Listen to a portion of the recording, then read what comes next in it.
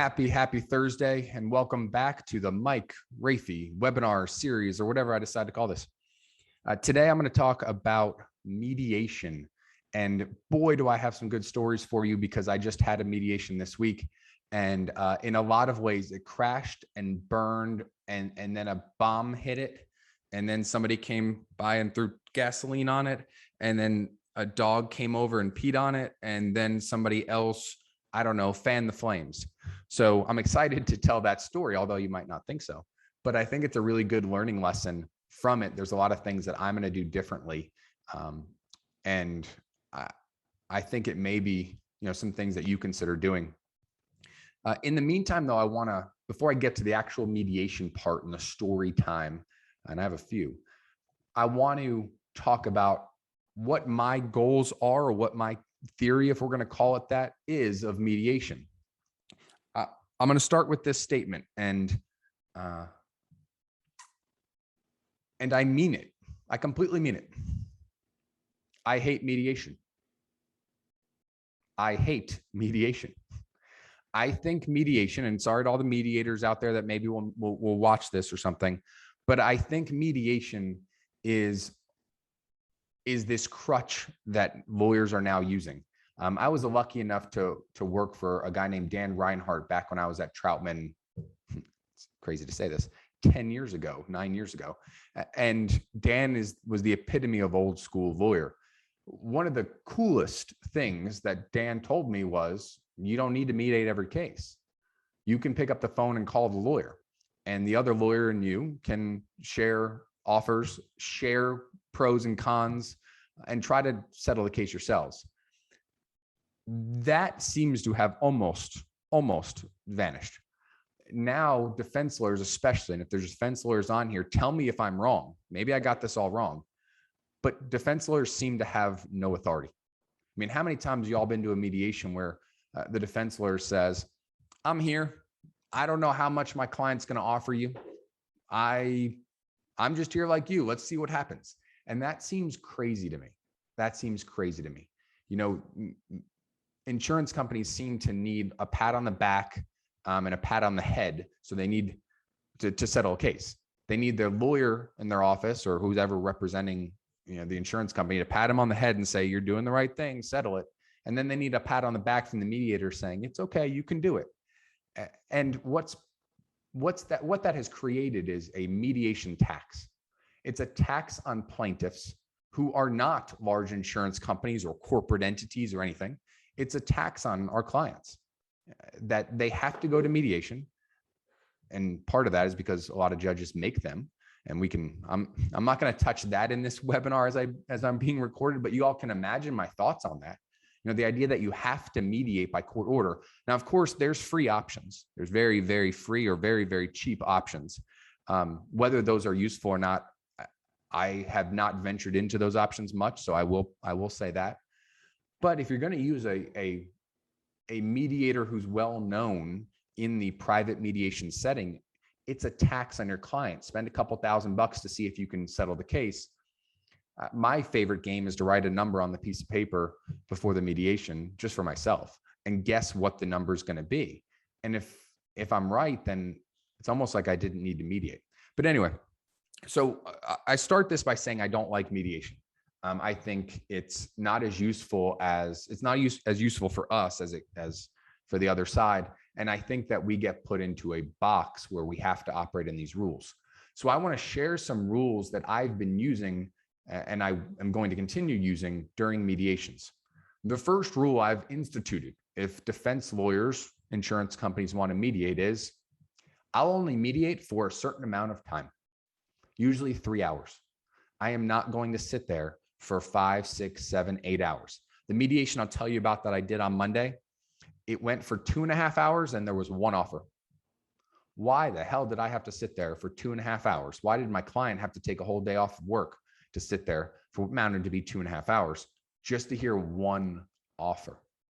If the insurance company can't come prepared to make an offer in the first however many minutes, then they weren't ready to mediate. So one thing I've started doing is saying to the other side, I'm happy to mediate if you want to, depending on the situation. but we're going to put a time limit on it, and that time limit's going to be 3 hours. The second thing that we're going to do is we're going to negotiate and settle all non-monetary terms before mediation. All non-monetary terms before mediation. Usually in those weeks leading up to mediation, at least I'm not doing much. You're holding off on some depots. Maybe you're holding off on sending discovery or doing something. Maybe you can't even send discovery at that point. So you're just waiting. Well, let's use that time and let's do the non-monetary terms on the front end. That way, if you are successful in settling your case at mediation, your client can get his money or her money quicker. That way you're not going through non-monetary terms, or worst option, I guess, having some disagreement later about whether confidentiality is included. What's the deal with the liens? What's the deal with subrogation? What's the deal with non-disparagement? That's a new one that's been thrown out in a lot of my settlements lately. So I like to try to, and I say try, I like to say, I like to tell the other side, we need to do these non-monetary terms up front. And if not, it seems like you're not ready to mediate. The third rule that I will put on, and this is going to tie into my story. This is a new rule that I'm going to institute, which is no opening statements. Absolutely not. No opening statements. I've considered softening this rule a little bit with allowing defense lawyers or insurance companies to submit a written statement to my client or a video. I mean, I'm on Zoom right now with you guys, so they could hop on Zoom, record a video, and I'll present that to my client before the mediation. One, that helps with time. But two, my client does not need to sit there in what I call the used car dealer room and have to be talked at about his case. And I'll explain why I think that's unnecessary in just a second here. But my client doesn't need to sit there and be spoken at or spoken down to or criticized or told about his case. That's my job. My job is to educate my client about his case. And if I don't do a good job, that's on me. But there's no upside. I've never been in a mediation, maybe y'all have, where a defense lawyer says something during the opening and you go, oh, this changed my whole world. If that happens, then you don't know something about your case, and that mediation is not going to go successfully. So I am not doing openings, and I guess I'll cut to the story of that. Here's the story of why. On Monday, I'm at a mediation. The case should have tried. It's one of these classic COVID cases. It should have tried probably this time last year, but unfortunately, COVID happens and we're just sitting around now. So the case is literally ready to try. In February, suddenly experts start getting, disclosed by the defense. And it's the classic thing. They disclose a biomechanical engineer, they disclose an orthopedic surgeon, probably going to do a billing expert next. It's the whole song and dance. My client's great. He's a really nice guy from a great family. It's an admitted negligence case, and it's a rear end crash. And it's just, either he's hurt or he's not. And of course, they're trying to split the baby and say, well, he's sort of hurt in some ways, but the real injury, which he had a surgery on his shoulder, that wasn't related, totally not related. So I like to lock defendants into a position about injuries. What I do is I will go through every date of service and I will make requests for admission about each date of service. So the pattern usually goes something like this. I'm speaking to the defendant here through requests for admissions. You have the records from Dr. X. I assume they admit they have the records. On this date, my client went to Dr. X. On this date, when my client went to Dr. X, he reported shoulder pain. On this date, when my client went to Dr. X and he reported shoulder pain, he was actually having that pain. You have no evidence that on that date, when my client went to Dr. X and reported shoulder pain, that he was not having that pain. So I sent these requests for admission. Depending on how many visits somebody had and how substantial the treatment was, they can get numerous in terms of RFAs. So, there was 400. The defense is very upset by that. I don't care, but they're upset by that. So they only answered the first few. And the first RFA was, my client was injured by the crash. My client was injured by the crash. And they denied that. They denied that, which when I saw that, I start jumping up and down because now the case has become so much simpler. They say he's not hurt. I say he was. All or nothing proposition. That's what I want. I want to say to the jury, either he's hurt, he's not. If he's hurt, you got to give him all the money he wants. And you should be mad, by the way, that they've been saying he's not hurt for all this time. Or he's not hurt, give him zero, send him out of here, nothing. So I'm all happy. So at mediation, I say to myself, I'm going to do, and these RFAs just happened last week. I got the responses last week. So I'm preparing for mediation. I say, you know what? I'm going to show them the RFAs. And I'm going to say, hey, this is an all or nothing case. Because the reason I wanted to say this was because I wanted to explain that either I'm going to get zero or I'm going to get a whole lot of money, and that increases their risk. What they've done is they've increased their risk. Why do that at mediation? Mediation fails. I mean, it worse than fails. Nothing happened. I'll tell you what happened in a second. But we leave. That was Monday. Yesterday, I get amended requests for admission responses. And you know what the one that was changed was? The first one. Now that answer is withdrawn. Can't really withdraw an answer, but that answer is withdrawn. And now the response is, we admit he's hurt in the following ways. We deny he's hurt in these ways. They're trying to split the baby. So I sat there angry as shit yesterday, angry at myself that I said that during the opening. I shouldn't have said that. I thought it would help the mediation settlement value, that I thought it would help. And in the end, I kind of shot myself in the foot. I mean, it's not a fatal mistake by any stretch, but it could have made the case a lot easier in at least one way in the narrative to the jury. So I don't know if you guys have a different story. I'd love to hear it. Put it in the comments, put it in the questions.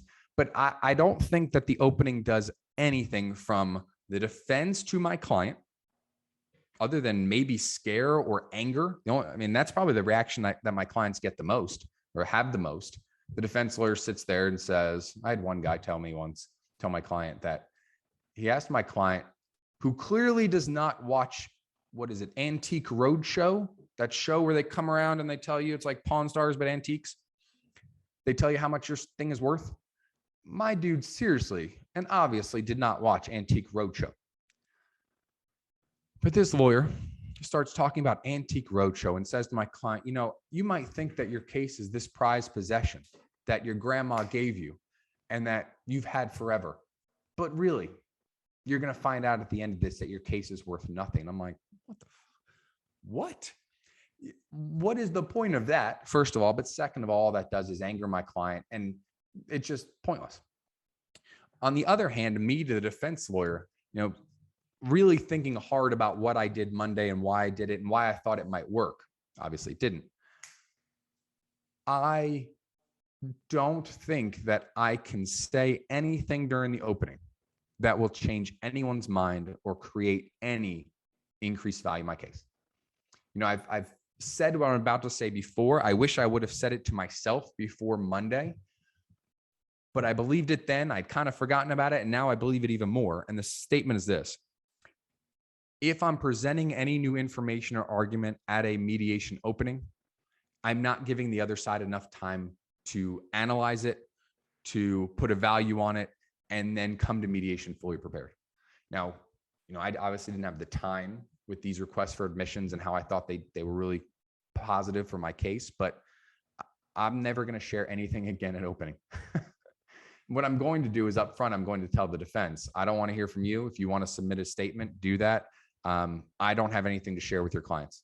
If the defense lawyer thinks, or the insurance company adjuster thinks, that by me not speaking at mediation that I'm somehow not a believer in my case, or I'm not prepared or something, then I probably haven't done a good enough job throughout the whole case.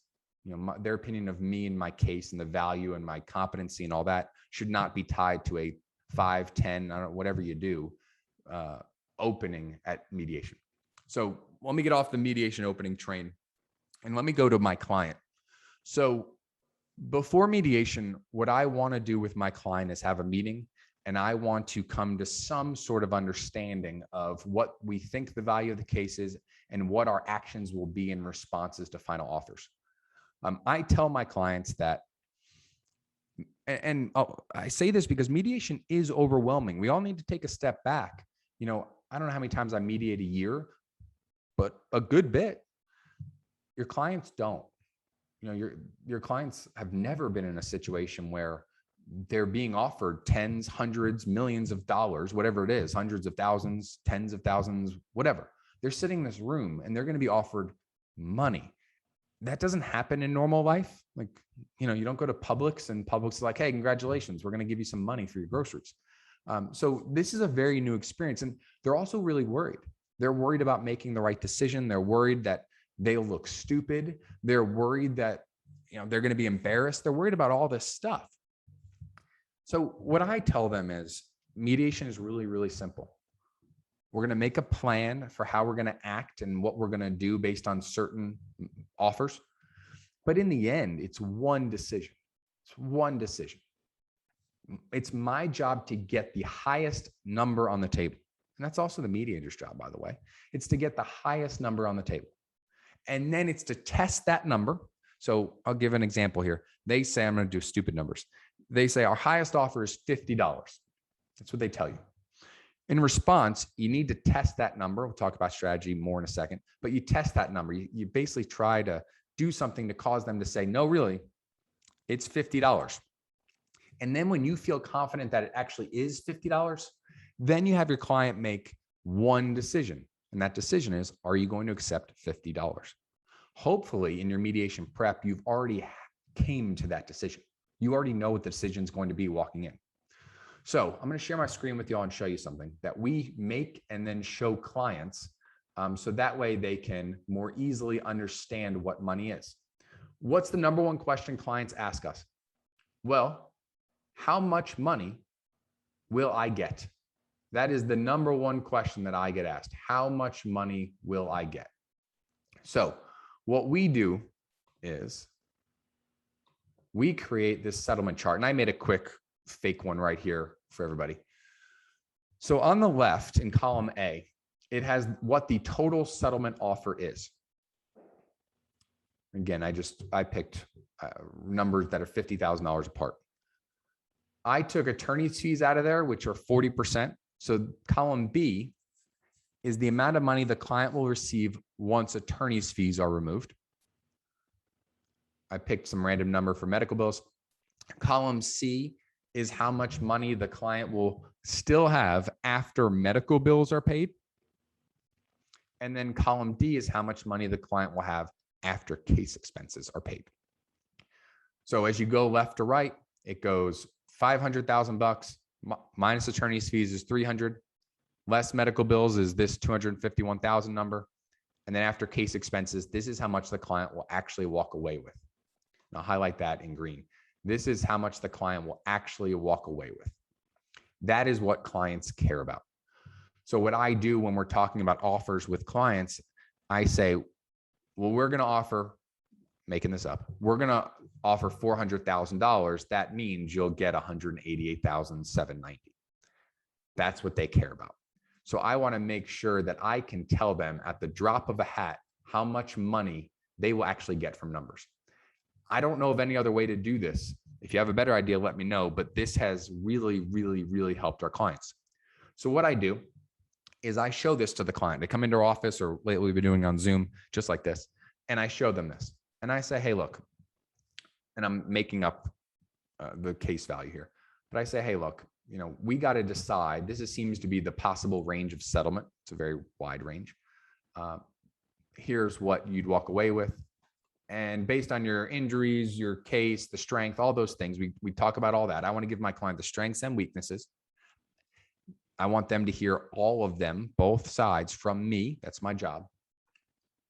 Based on the strengths and weaknesses, I think that your case, if it's, let's say, above $400,000, so if our final offer at mediation is $400,000 or more, I think that's in the green zone. I think that's an automatic take. every day of the week, if they offer you $400,000, granted, if they offer $400,000 out of the gate, we want to get to 5, we want to get to 6, 7. But if their final number is 400 or more, easy, we take that. Now, if we're in the 300 range, if we're in the 3s, that's that number where you're going to grit your teeth and go, I don't love that number. But there's some risk if I don't take it. Do I really want to go to bed and say to myself after, the jury awards less than $350,000 that if I just would have, I wish I would have had $158,000 right now. So, this is the range where I say to clients, you kind of go, I don't know what to do. That's the range that we're going to think long and hard about it. And I want the client to think about it before we even walk into mediation. That's why I do this like a week before usually. And then under $300,000, based on the value of your case, we're going to call that the red zone. Fortunately here, unlike football, the red zone's bad. So if we're in the red zone, if that's the final offer, without any hesitation, we say no, thank you, and we leave. That way the client's expectations are set. That way you and the client are on the same page. And maybe this is why I don't like mediation so much and think it's kind of useless a lot of the time. I already know what my client's going to do because we've already figured it out. And they've done it in a no pressure environment, where they can think, they can reason, they can call up their friends, their family, their loved ones. We can go grab another lawyer from my office and say, hey, Alex, what do you think? Hey, Alan, what do you think? Come on down. We can grab a paralegal. Hey, you're not on this case. Let us tell you about the case. What do you think? And we can do that in a calm environment with no pressure. Unlike the mediation room where you're locked in there and you have to sit there. So yelling at my dog there. So this is the chart that we give the clients, for example. And then what I want them to do is I give them a pen, or I make them use their finger if we're on Zoom. I want them to sign this. Because sometimes in mediation, they'd be offered $200,000. They're sitting there going, I really need this money. I'm afraid to turn this down. That defense lawyer said some bad things about my case. The mediator thinks that I should take it. Mediators typically aren't that strong in terms of their language, but clients interpret it as that. But the mediator is the person who knows the least about the case in the room. No offense, mediators.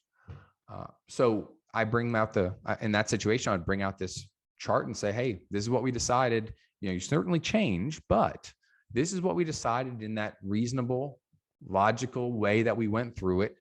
Why don't you take a deep breath and let's talk about this. The same is true for the opposite.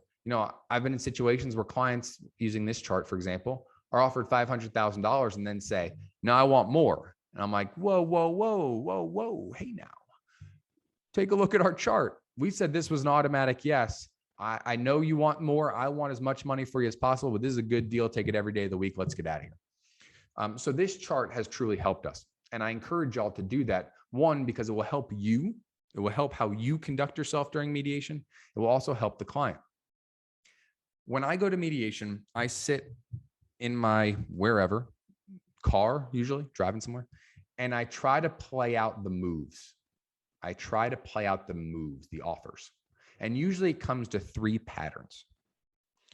I want to have a plan for if the defense starts really low, you offer $600,000 and they start at $25,000 and you're like, well, this is going to be a long day. I want to plan for that. I want to plan for if I start at 6, they come in, they want to be really respectful for my case. They want to, show that they're here to settle the case. They offer $100,000. And then based on that, I want to build in if I need to do a jump. So what I try to say is if I start at 600, when does it get too low where I can't make a large jump? And what I mean by a jump is I'm at 600. I go to 580. I go to 560. I go to 540. And the defense is getting frustrated with me. And I need to give them something. I need to keep them on the hook. I want to show them that, hey, look, I'll move down. And I call that where I make maybe $100,000 jump, making this up. I call that, no, I guess I just called it a jump. So used to calling it that. So I try to make, and I walk into mediation, I will have 3 maybe 4, maybe 5, but at least 3 plans where I just put my numbers of where I might go. And that way I've already thought that out. I'll also think of brackets and I'll write those down. Granted, I have no idea what the defense is going to do, but at least I have some ideas of how to respond. It's kind of like in the NFL, a lot of offensive coordinators or coaches will script their first 10 plays of the game, no matter what. They're like, these are the 10 plays we're going to run. It's not as stringent. It's not as strict as that, but I like to do that because then I walk in and I've already thought out how the moves are going to play. All right. So we've covered some prep with the client. We've covered some possible rules you may institute in your mediations, cutting the time down, putting a time limit on it. I also like to do that with phone calls, whether it's clients, whether it's defense lawyers, whether it's whoever. I say, hey, I've got a hard stop at, I was actually on the phone this morning and I said to somebody, I have a hard stop at 9:20. I have to be off this call at 9:20. If you don't think we can do the call at 9:20, we should do it another time. At mediation, if you don't think we can do this in 2 hours, if you don't think we can do this in 3 hours, it's crazy we can't. But if we can't do it in that time, then we shouldn't do this, or we should do something to get us there. You should talk about non-monetary terms, I think, before you settle your case.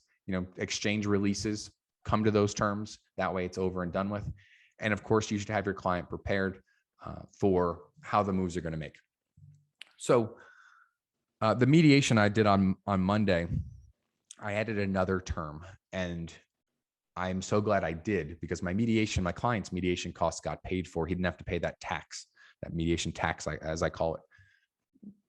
The insurance company wanted to mediate. It was their suggestion. And I said, no, I don't think that that's worth it. Because when somebody asks you if you mediate, the answer isn't always yes. It's really strong sometimes to say no. And you might say no because you're not ready. You might say no because you don't think your position is particularly strong at the moment. But I think saying no, at least out of the gates, a lot of times is very strong. It shows that your client isn't dying for money. It shows that you're not there begging. But I said no because I didn't think we'd get to the numbers that, just based on conversations I'd had with the lawyers, I didn't think we'd get to the numbers that made it worthwhile. So what I said to the defense lawyer was, I'll happily mediate with you. But here's the deal. Y'all have to start with I guess the language was that you have to mediate above $100,000. It's like, I'm not going to sit around while you have to do 25, 50. And the case is clearly a 6-figure case, no doubt about it. So after 2 hours of mediation, sitting there waiting, the offer was $50,000. So what do I do in that situation? You get up and you leave. You get up and you leave. You have to. If they don't follow the rules, any rules that you set into place, you have to follow them, and you have to then, if they're broken, you have to leave. So if you say mediation needs to end in 3 hours, it has to end in 3 hours. If you say, I'm not going to negotiate with you until the non-monetary terms are figured out, or I'm not going to mediate until the non-monetary terms are figured out, you can't mediate. If you say, I'm not going to do an opening and I'm not going to allow you to do an opening, you can't allow it. Okay. Your word is your bond. Your word is not just for this case or whatever case you're dealing with. It's for every case. And if in any sort of negotiation, if it's sniffed out that you're trying to hustle, that you're not being completely truthful, or that you're not as strong as you appear, you're going to be found out. You're going to be found out. It's kind of like, well, if you try to be somebody else in front of a jury or any large group of people, they're going to sniff that out immediately. So you need to make sure that if you're willing to put a rule into place, then you will follow it. All right. We've gone through a good bit here. If you have any questions, please put them in the comments, in the question and answer. And if you have any comments, drop them in the chat. I really appreciate it. If you have a good meeting, make sure you throw that in there. I want to now talk to you about some mediation strategies for how to increase that number. Some of this, and if y'all will forgive me for one moment, I hear some eating. Hold on.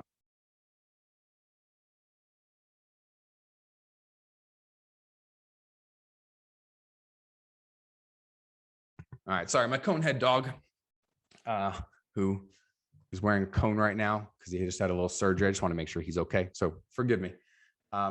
So With mediation strategies of how to get the number to where you want it to be,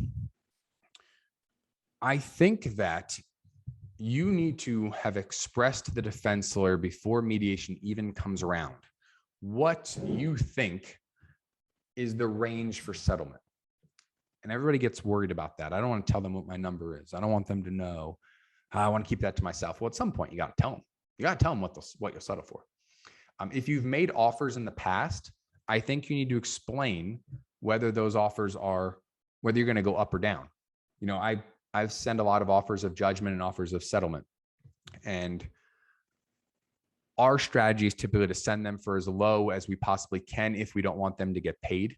So I might send a $500,000 offer of settlement, knowing that it won't get paid, but I really wouldn't want to. A client doesn't really want to settle for $500,000. We might take it in the offer of settlement. Obviously, we would if it gets paid, but we're pretty convinced it's not going to be.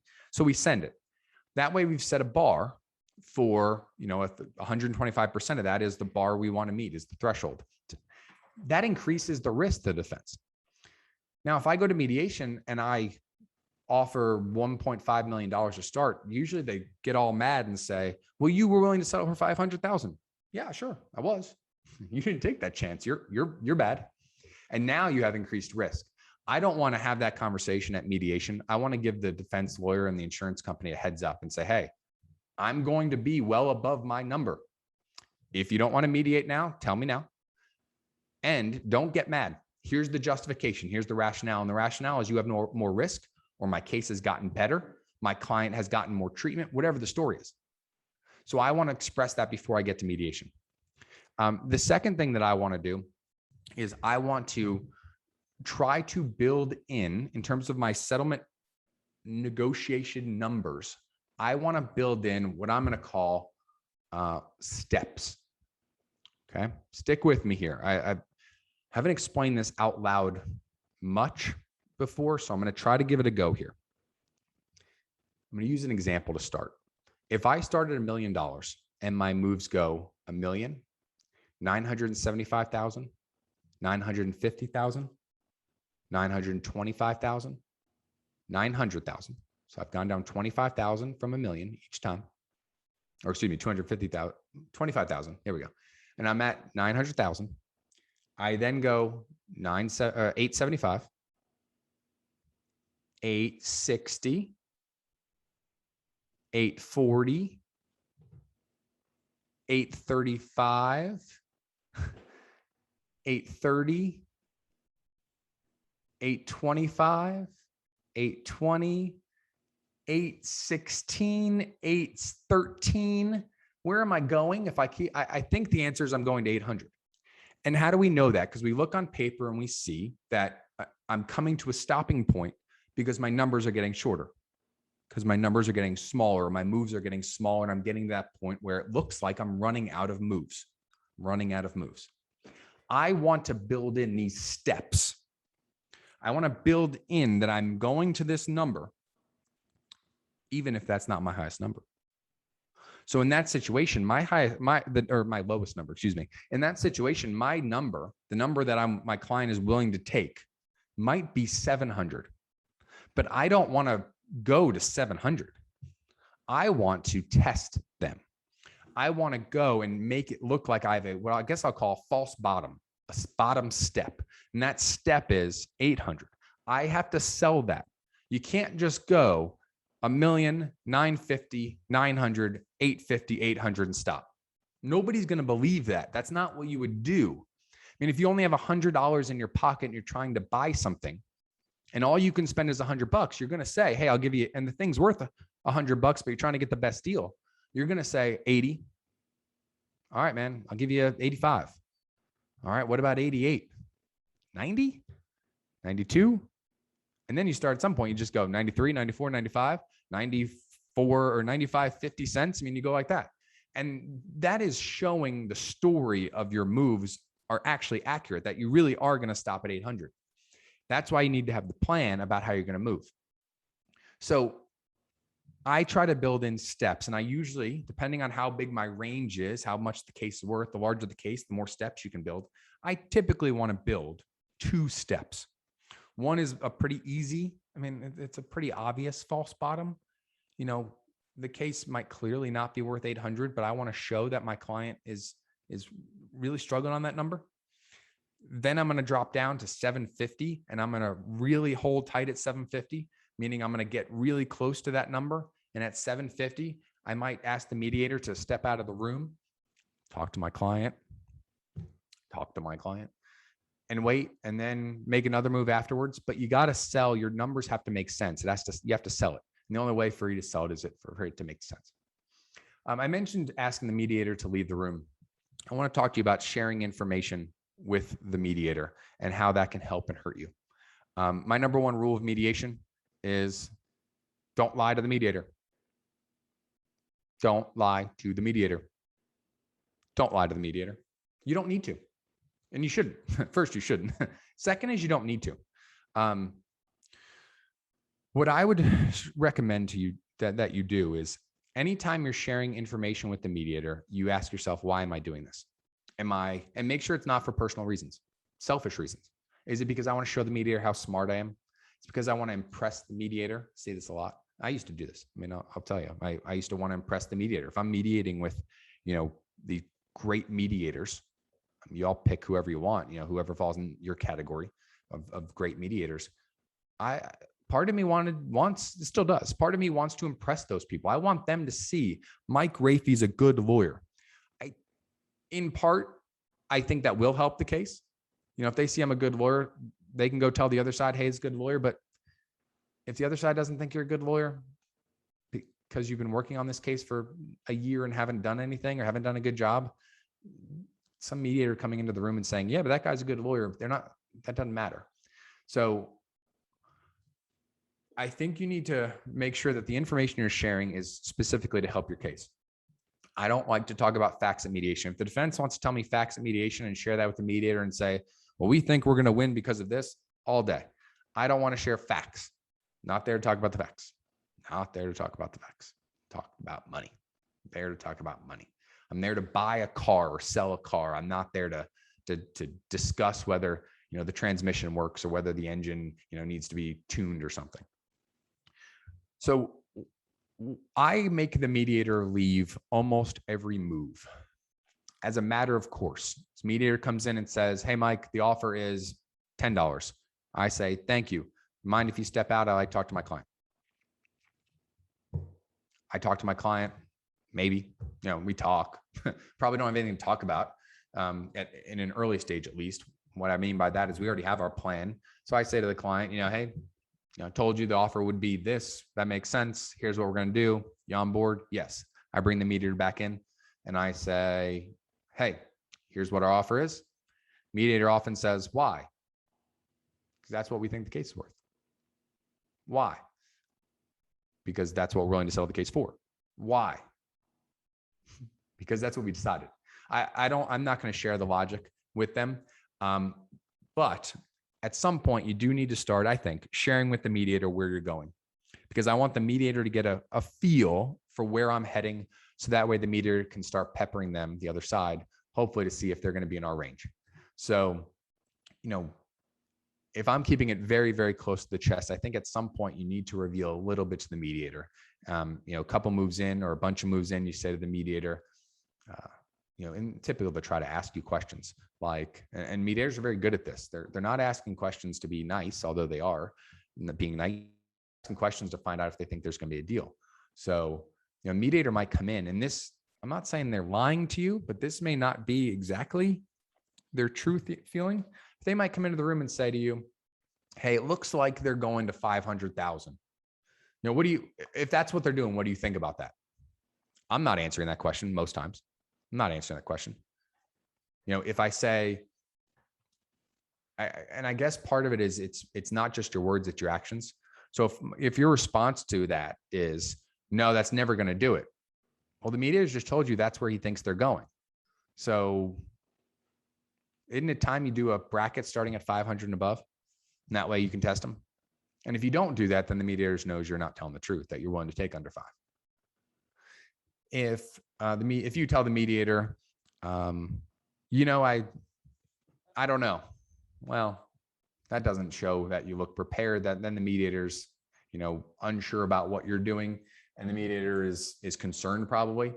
And then the other option is, yeah, we'll be really happy with that. Well, does that give the mediator the incentive to work to get you $600,000? So the way I answer that question is I say, I'm not going to answer that question. I'm not going to answer the question. You do not need to answer questions that the mediator asks you. Mediator is there to get the deal done. The mediator is not there to get you the most amount of money, even if they tell you they are. Even if they tell you they are. Because you know what they're saying in the other room? They're saying in the other room, hey, if I can get them, if I can get you to save some money, I'm happy to do that. So I'm very guarded about what I tell the mediator. But again, at some point, you need to share with the mediator something like what you're going. And what I like to do is I say to the mediator, if I want 500, I'll say to the mediator, hey, in no chance in hell am I ever going to take a number that starts with a 3. I'll start there.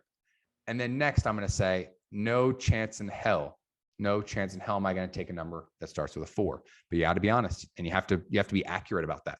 Your client needs to be on board. Once you tell the mediator that, you can't backtrack, because what I don't want to do is have a situation where, their highest offer is 450. I've said I'm not going to go to 500. And what's the mediator going to do? Or I'm not going to go below 500. So they're at 450. I'm at 500. Mediator's going to try and split that difference all day, every day, But I'm not going to lie to the mediator. I'm going to share good information.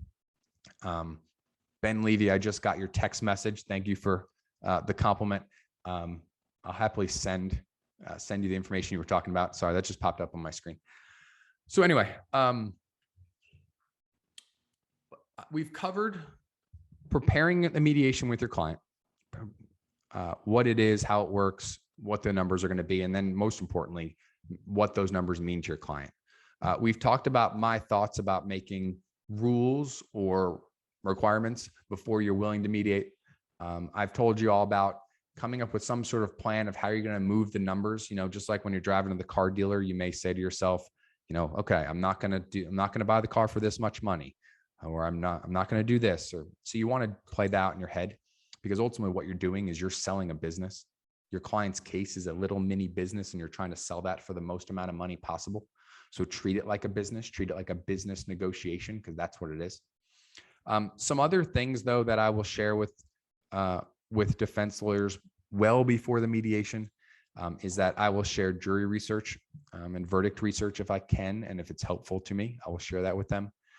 I will share impact statements from my client's family and friends if they haven't deposed those people yet, which usually they haven't. More and more, we're trying to do that via video, with video statements of people about the injuries. And I will make sure that my client has, or that the defense lawyer has, all of the damages info that I need.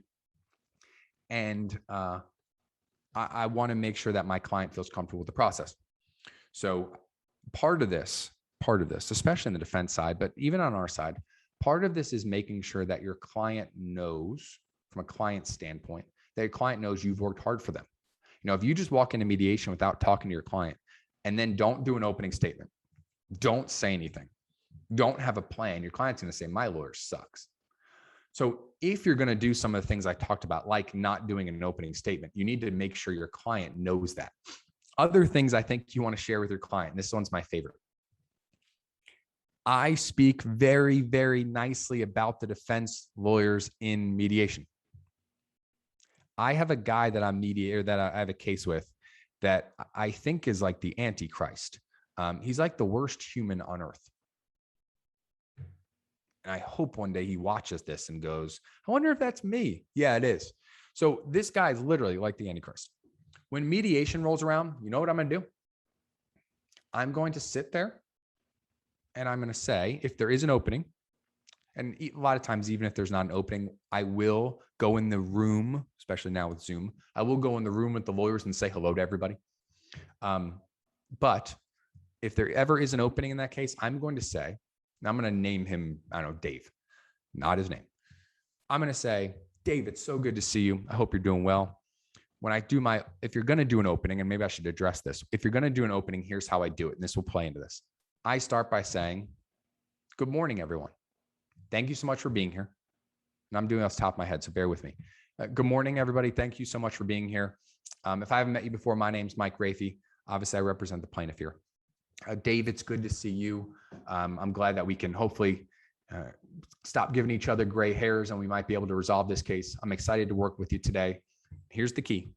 Adjuster or insurance company representative or whoever, we'll call her Karen.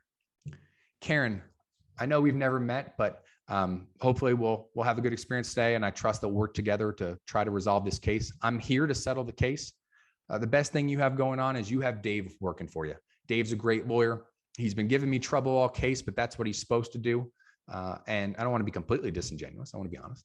You know, Dave's been giving me some trouble throughout the case, but that's what he's supposed to do. He's doing a great job on the case. You literally have the best lawyer for this case that you can have.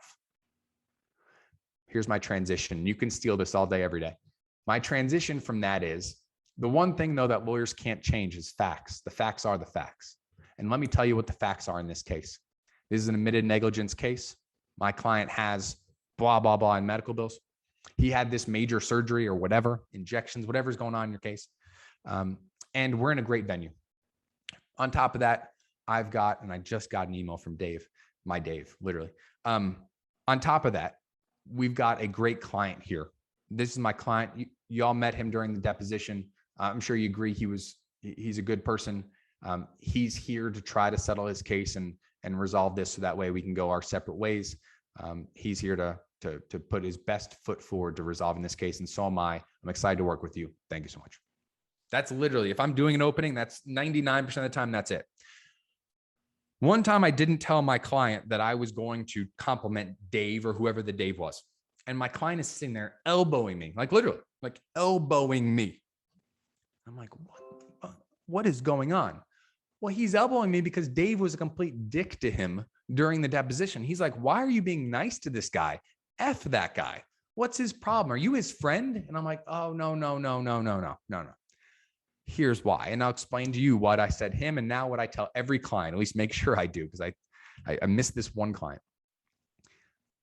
Imagine going to some place and telling some person to go fuck themselves and then asking that person to hand you a whole lot of money. You walk in, you're like, hey, fuck you, fuck you, fuck you, fuck you. You're cool. Fuck you, fuck you. All of you, though, give me money. What are they going to say? They're not going to want to deal with you. What I want is I want Dave to go to Karen later on and say, hey, Mike's an asshole sometimes, but he's a really good lawyer. He's going to work us hard. He has a really good shot of getting this case at trial or getting a good verdict at trial. I know you only want to pay $400, but I really think you should pay $500. I really, really think you should pay $500. And I've let Dave save face. Dave now doesn't have to go in there and say, don't give that guy $1. Screw that guy. Don't give his client any money. No. I want Dave, or whoever the Dave is in that case, I want Dave working for me. Now, of course, this is a lot easier when you have a lawyer who you get along with and have a good working relationship with. That's easy. You say, hey, so-and-so, great to see you, and you mean it. And you say, I'm excited to work with you today. You mean it. And then hopefully that person does go back and isn't an impediment to settlement. I don't want the defense lawyer to be an impediment to settlement. I don't want that person working against me. In a perfect world, I want that person working for me. In a perfect world, I want that person working for me. So remember that the defense lawyer can be really good for you in mediation because they're almost working inside that room, or they can be really bad. What I'm trying to do is at least make sure that they're not really bad. And I got to tell my client who's sitting next to me, I got to tell my client that, my imaginary client here, so that way I don't get elbowed in the ribs and he goes, what are you talking about? Dave's an asshole. Dave might be an asshole. That asshole might help us in the room get lots of money and help my client get lots of money. So I'm not going to go in and insult somebody and then ask them to work for me. Just like a juror. It's similar to what I want to do with jurors in a trial. I want to give each one of them, I want to arm them with information. And then when they go back to the jury deliberation room, I want juror number 2 in there saying, we need to award more money because of the permanent impairment rating. That's his role. That's what he's going to do. I want to arm people and have them work for me on the inside. That's the best thing that can happen. All right. The last thing last thing for anybody who doesn't do a ton of mediations or something like that, always say thank you. Always say thank you. And I guess before I get there, my rule for mediations internally is I'm never going to be the first one to leave unless you violate one of my rules. So literally, even if the defense says we only have $100,000 and I won't take 100, my client wants 200, and that's what we agreed to, I still don't leave. I sit there. They're like, well, are you going to take 100? No. Well, that's all we have. Okay. I'm not the one that's going to leave. I'm not the one that's going to leave. I'm going to let them sit there and I'm going to let them try to come up with more money. All right. The very, very, very, very, very last thing I want to talk about is, as I forget exactly what I was going to say. Oh, the very last thing that I was going to talk about is what to do when you have to make a decision, an all or nothing decision or a yes or no decision. And this happens a lot, especially towards the end of mediations. You get told, this is the final offer. This is the final number. And I mentioned this at the beginning, and in this last 5 minutes, this is probably the most important thing I'm going to tell you. Test the number. Test the number. Test the number. This is true with mediations or negotiations in general. When you're a kid and your parents say, at least maybe I was just a terrible kid, I don't know.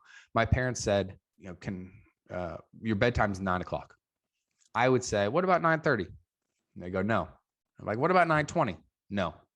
What about 9:15? And then my dad would usually go, what about 8:45? Boom. And I'm like, nope, 9 it is. And then I went to sleep at 9 o'clock. And then usually 9:05, I'm like, my arm hurts, my leg hurts, my throat hurts, I need water. And then they're like, okay, this is your last time. What you're doing is you're testing it. That's human nature, to test things, make sure that's really true, right? You should continue to test things that people tell you, especially when it's about numbers.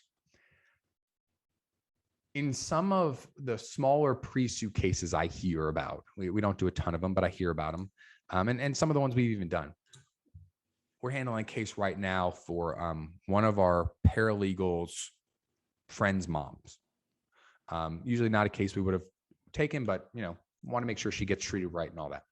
So we send a demand and we get an offer, and then we make a counteroffer, and then the insurance adjuster responds back and says,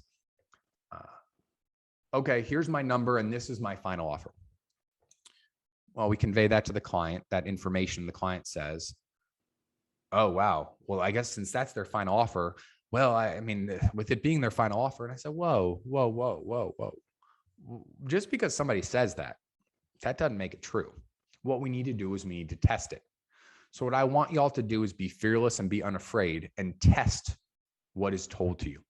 So whether it's mediation or any sort of negotiation, if somebody says, I'm going to use $100,000 because it's an easy number. Somebody says $100,000, that's our final number. Test it.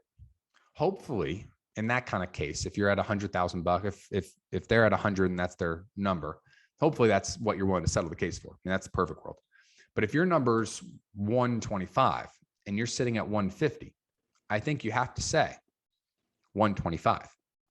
You have to test them and see if they'll actually come above 100. There's a few different ways to do that. The first way is to simply say, no, I hear you. This is your final offer, but no, thank you. Our offer is 125. What they can do back, what the other side can do back then is they can say yes. They can say no, but we'll settle it for 112.5. Split the difference, $1,112 or $112,000 and whatever that number is. I can't see. 112,500. So they could offer something else, or they could reiterate, no, really, that's our final number. If you just offer the 125 there, you are building yourself some options. It's not the strongest play you can make, and maybe you shouldn't make the strongest play. What I mean by that is that if you just say 125, you can come back and reiterate 125 and probably not have a deal if they don't accept it. You can then split the difference. If they say, no, we're still at 100, you could come back and say, all right, what about 110? Or you could take the 100. You have options. The reason it's not the strongest though, is because what happens in that situation is the mediator comes in and says, what do you want to do? Do you want to do a 125, take it or leave it? That's what the mediators typically say. They come back, you're at 150. They say their final number is 100. The mediator comes back and says, well, what do you want to do? 125, take it or leave it? What the mediator's seeing is they're testing you. Will you really take 100? That's what the question really is. If you don't do it, take it or leave it at 125, the mediator knows that you'll settle for 100, or at least he's pretty sure. So if you're going to do the all or nothing, and if you truly will not take 100, then you need, I think, to do the strongest option, which is say 125, take it or leave it. Inevitably, though, they then have the option to go yes, no, or counteroffer. I will not do a take it or leave it unless it truly is a take it or leave it. I will not do a take it or leave it unless it truly is a take it or leave it. So what do you do then? You want to appear to be strong.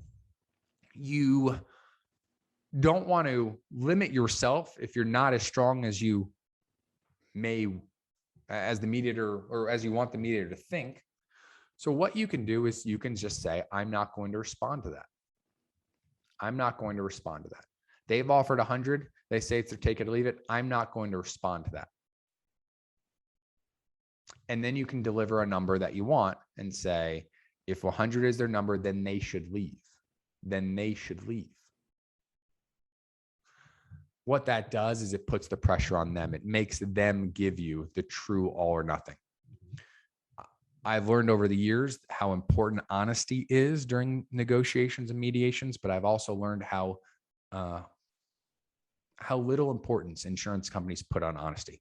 So just because they tell you it's their final number or this is all they have, if they haven't called their boss, if they haven't told you, give us an extra 24 hours or 48 hours to find the money, that's not all they got. So what you can also do is you could say, we've made some really good progress here. You're at 100, I'm at 150. Why don't you talk to your bosses and come back to me within 24 hours? I'll settle for 150. And then you just don't make a move. I don't mean to play all this out for you. It's impossible to do this, to give you every kind of option. But I guess the two things I want to stress are that, one, be creative in your moves. Be creative in your moves. You don't need to follow the script all the time, and you don't need to do what everybody else is doing or what the mediator says you should do or what's traditional. And the second thing is, doing nothing sometimes is the best option. Doing nothing is sometimes the best option. So if they say 100's our bottom line and you say you're at 150, you can choose not to move. I mean, there's other situations that you can choose not to move, but just because it's on your move doesn't mean you need to. And on the other hand, I guess I'll also mention, I don't think that bidding against yourself is such a terrible thing. Everybody runs around saying, I won't bid against myself. I'm not going to bid against myself. Look, if I make a stupid move, or if I make a move that doesn't make sense, I look at it again and I'm like, oh, wait, that didn't make sense, or that didn't get the response that I wanted. I don't care. I'll bid against myself. Why do I care? Why do I care? So put your pride, put your ego, put your desire to want to be liked, to want to be respected in a sense that's other than being professional. Put your feelings about what you're trying to accomplish aside. Think only of the client, think only of your plan. And most of all, look at the numbers. The numbers tell you everything. I almost guarantee you, if you gave me 7 mediation moves from both sides, I can pretty much have a really good idea of where each side is going. And most mediators, almost all mediators, can do that too. So your moves are going to tell the story more than anything. So make sure your moves make sense. I hope this helped. This is a tough topic to talk about because there are a lot of moving pieces, but I truly hope this helped y'all. I don't see any questions and answers, and the comments will look kind of quiet today. So maybe everybody's sitting there asleep, or maybe everyone's hopefully sitting there going, this makes sense, and I've explained it well. If you do have questions or comments, I'm always here. My phone number and my email are in the chat if you haven't seen that, if we don't know each other already. If we don't know each other, if we haven't talked in a while, please reach out. I'd love to hear from you. Thank you so much for joining me on the webinar. I hope you all have a great day. And if I can leave you with one final thought, it's this: be unafraid and be okay with failing. Be okay with failing. Every mediation is not going to work. That doesn't mean that you failed. That just means that it wasn't your day to get the case done. Keep pushing, keep working hard, keep treating your clients well, and you will have great results. If just remember, when you go in the mediation room, if you're the most prepared person in there, you've done all you can do. So I appreciate y'all joining me. Have a great week, and everybody be safe. If your kids are going back to school, I hope they do. I hope that transition back to school and bedtime and sleep goes well. But thank y'all for joining me, and I'll hang on here if anybody wants to talk a little bit more. So thanks.